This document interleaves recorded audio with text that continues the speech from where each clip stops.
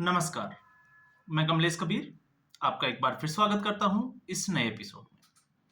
आज के इस एपिसोड में हम बात करेंगे योगी आदित्यनाथ की। महाकुंभ का आज शिवरात्रि के दिन आखिरी दिन था और जिस तरीके से आपने देखा कि जैसे-जैसे महाकुंभ के खत्म होने का दौर आया, वैसे-वैसे प्रयागराज में भीड़ जो है वो बढ़ती चली गई। अब ऐसी स्थिति में हम बात कर सकते हैं योगी आदित्यनाथ के इम्तिहान की। 2024 आपने देखा लोकसभा जब चुनाव हुआ तो चुनाव का परिणाम आया और उस परिणाम के बाद में जिस तरीके से समाजवादी पार्टी की सीटें बढ़ी, भारतीय जनता पार्टी की सीटें कम हुई और हम एक कारण माने तो भारतीय जनता पार्टी 272 का आंकड़ा छू नहीं पाई। उसकी बड़ी वजह उत्तर प्रदेश भी रही और उसके बाद में योगी के नेतृत्व को लेकर बड़े सवाल उठे। भारतीय जनता पार्टी में कुछ खटास भरी खबरें भी आई, लेकिन समय के साथ जिस तरीके से भारतीय जनता पार्टी जानी जाती है, एक अनुशासन और दूसरा मंथन, भारतीय जनता पार्टी ने उसके ऊपर काम करना शुरू किया और काम करना जब शुरू किया तो उसके बाद में योगी आदित्यनाथ को फ्रीडम दी गई। हम ये जो है वो सीधे तौर से कह सकते हैं।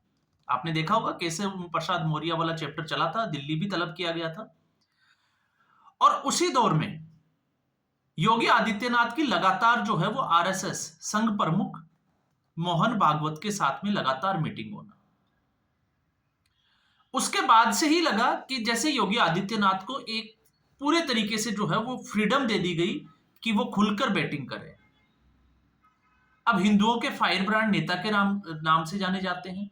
तो ऐसी स्थिति में योगी आदित्यनाथ ने जिस तरीके से बांग्लादेश में तख्ता पलट हुआ और उस तख्ता पलट के बाद में आगरा की जो रैली है वो आपको याद होगी, हरियाणा विधानसभा चुनाव से ठीक पहले, उसमें बटोगे तो कटोगे का नारा दिया और उस बटोगे तो कटोगे के नारे का जो प्रभाव है वो हरियाणा के विधानसभा चुनाव में हमने देखा और फिर उसके बाद महाराष्ट्र में। तो ये एक दौर चला क्योंकि उन हिंदुओं को भी एहसास हो गया जिन्होंने लोकसभा चुनाव में किसी भी वजह से या तो वो घर से बाहर नहीं निकले या फिर उन्होंने भारतीय जनता पार्टी को वोट नहीं देकर एक जिसको कहें कि पछतावा हुआ हो।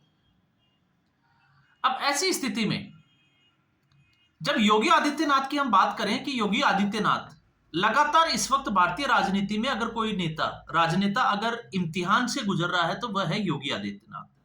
और ऐसा क्यों?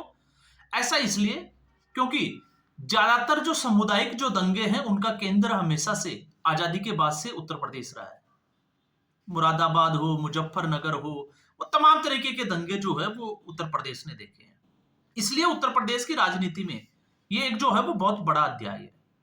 और ऐसी स्थिति में योगी आदित्यनाथ का उत्तर प्रदेश में मुख्यमंत्री बनना और उसके बाद में लॉ एंड ऑर्डर की जो सिचुएशन है उसको संभालना। लेकिन इसके बीच में जब हम परीक्षा की घड़ी की बात करते हैं तो आपने देखा होगा लगातार जिस तरीके से सुप्रीम कोर्ट का रवैया सरकार के खिलाफ रहा है, यह भी किसी से छुपा हुआ नहीं है। जिस तरीके से योगी आदित्यनाथ ने माफिया की कमर तोड़ी, घरों के ऊपर बुलडोजर चला दिए गए, सुप्रीम कोर्ट भी गए, सुप्रीम कोर्ट ने जो है वो रोक भी लगाई, लेकिन योगी आदित्यनाथ ने जैसे ठान रखा हो कि अब वो रुकने वाले हैं नहीं। और क्यों नहीं रुकने वाले? इसमें एक सबसे बड़ी वजह आपने देखी होगी, राजनेता जो है वो उसको इतनी हिम्मत कहां से आती है इतना कुछ करने की? तो उसकी हिम्मत होती है जनमानस, जनता का समर्थन। योगी आदित्यनाथ को पता चल चुका था कि अब ये जनता जो है वो उनके साथ है हार्ड हिंदुत्व की वजह से। क्योंकि इससे पहले भी दोबारा योगी आदित्यनाथ सत्ता में आए अपने दम पे, लेकिन 2024 के लोकसभा चुनाव के बाद में सब लोगों का आकलन जो है वो थोड़ा सा डगमगाने लगा था, लेकिन योगी आदित्यनाथ ने उसको वापस पटरी पर ला दिया।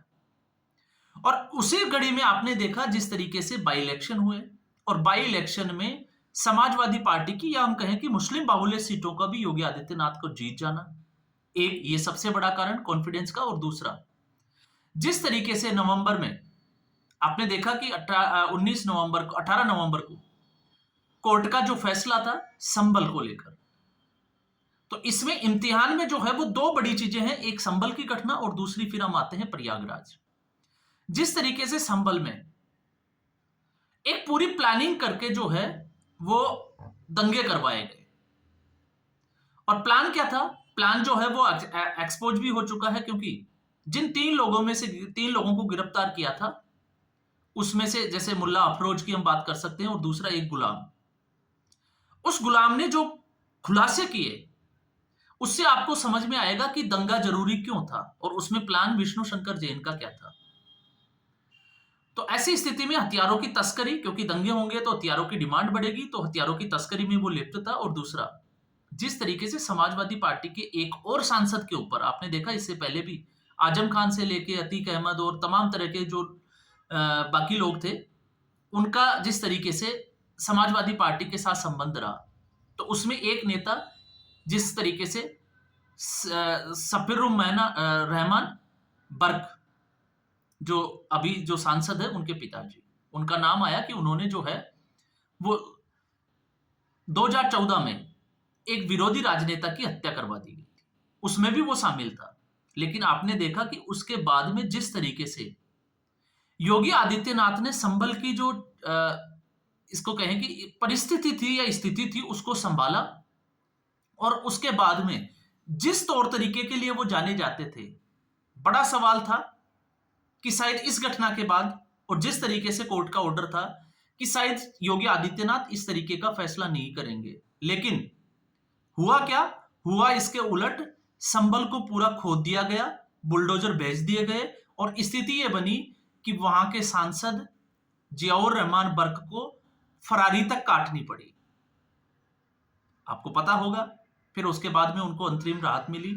और मामला क्या था? जिस तरीके से 1,92,00,000 का उनको जो है वो जुर्माना लगाकर बिजली विभाग की तरफ से नोटिस भी थमा दिया गया था। तो इससे आपको पता चलेगा कि योगी आदित्यनाथ और उसकी राजनीति किस तरह की है। उसके बाद जिस तरीके से मंदिर के जो है वो 1978 में जो दंगों में हिंदुओं को जलाकर जिस मंदिर पे जो है वो आपको पता होगा उसको कवर कर दिया गया था, उसको खुलवाना, पूजा चलना, और फिर उसके बाद में संभल के बाद में एक सबसे बड़ी नई चुनौती, और वो नई चुनौती थी सनातन की आस्था का केंद्र महाकुंभ। और जिस तरीके से महाकुंभ में आयोजन हुआ, सफल आयोजन हुआ, और आंकड़ा यह बताता है कि अब तक महाकुंभ में लगभग 70 करोड़ के आसपास हिंदू जो है सनातनी लोग देश विदेश से आकर स्नान कर चुके हैं। तो यह अपने आप में जो है वो एक ऐतिहासिक घटना है।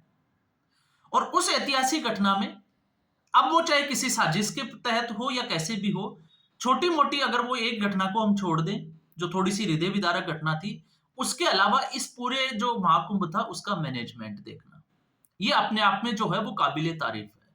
और यही एक वजह है कि योगी आदित्यनाथ का अब कॉन्फिडेंस जो है वो विधानसभा में भी सर चढ़कर बोल रहा है।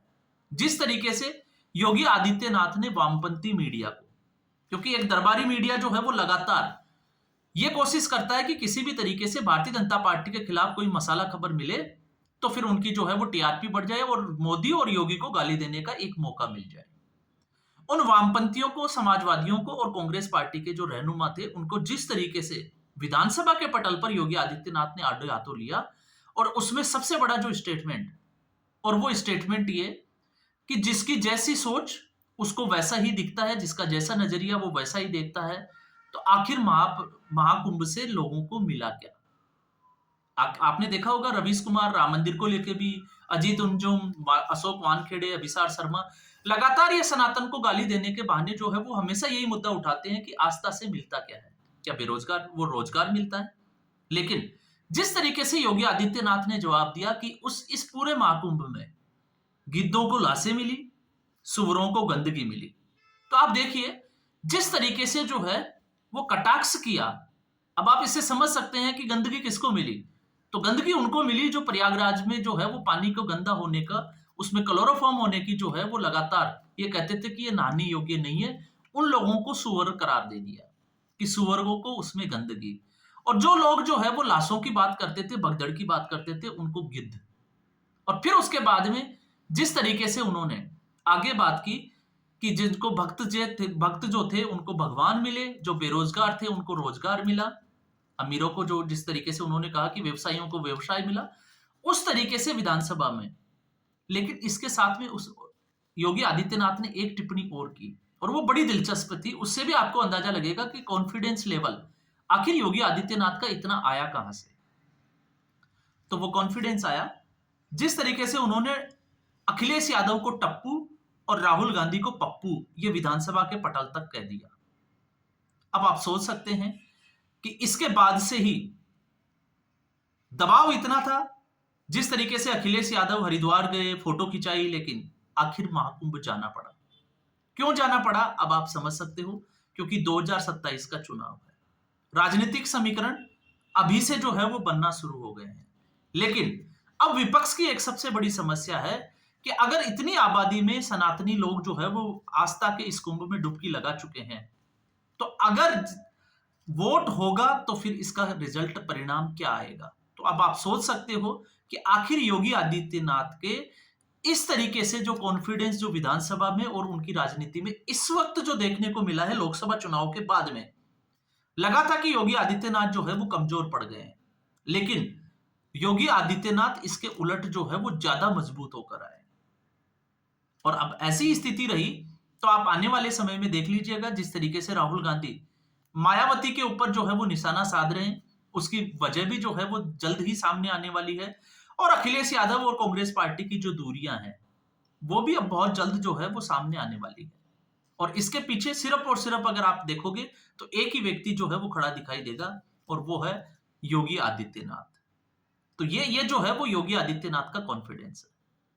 तो अब आप समझ गए होंगे कि ये पूरा जो महाकुंभ था, आस्था का जो कुंभ था, ये योगी आदित्यनाथ की एक परीक्षा की घड़ी थी। और आज ये महाकुंभ जो है वो समापन की ओर है। तो ऐसी स्थिति में अब सवाल ये खड़ा होता है कि हम योगी आदित्यनाथ को कितने नंबर दें। और मैं आपसे भी गुजारिश करूंगा कि आप भी अपने हिसाब से जो है वो योगी आदित्यनाथ को, कि योगी आदित्यनाथ के लिए इस महाकुंभ के लिए कितने नंबर होने चाहिए, जिसमें 70 करोड़ के आसपास जो है वो लोग डुबकी लगा चुके। एक मैं उस घटना को अगर हटा देता हूं तो आपने देखा होगा घरों में जब शादी और कोई दूसरा कोई प्रोग्राम होता है जिसमें 200 से 400 लोग होते हैं, तो वहां पर भी छोटी मोटी घटना हो जाती है। लेकिन इतनी आबादी में इतने लोगों का एक ही जगह पे, बहुत कम जगह पे जहाँ संगम की नोच है, वहां इकट्ठा होना, और फिर उसके बाद में बिना किसी जाति के, तो यहाँ पर एक और चीज निकल कर आती है कि राहुल गांधी का जो जातिगत जनगणना का और अखिलेश यादव का जो मुद्दा था, उसको पूरे तरीके से योगी आदित्यनाथ ने पंक्चर करके रख दिया। क्योंकि अब तो किसी को कोई जाति नहीं दिखी, और सिर्फ जो है वो एक ही चीज नजर आती है, और वो है सनातनी या फिर हिंदू। तो अब आपकी बारी। तो आज के एपिसोड में बस इतना ही। उम्मीद करूंगा वीडियो एपिसोड आपको पसंद आया होगा। वीडियो को लाइक करें, शेयर करें, चैनल जरूर सब्सक्राइब करें। और इसके बाद इसके अगले जो एपिसोड में है वो हम बात करने के लिए अरविंद केजरीवाल की, कि आखिर राज्यसभा क्यों जरूरी है, उसके फैक्ट्स के साथ बात करेंगे। और राज्यसभा के बहाने क्या अरविंद केजरीवाल जो है वो अपने बचाव का रास्ता ढूंढ लिया है, हम उसका भी जिक्र जरूर करेंगे। धन्यवाद।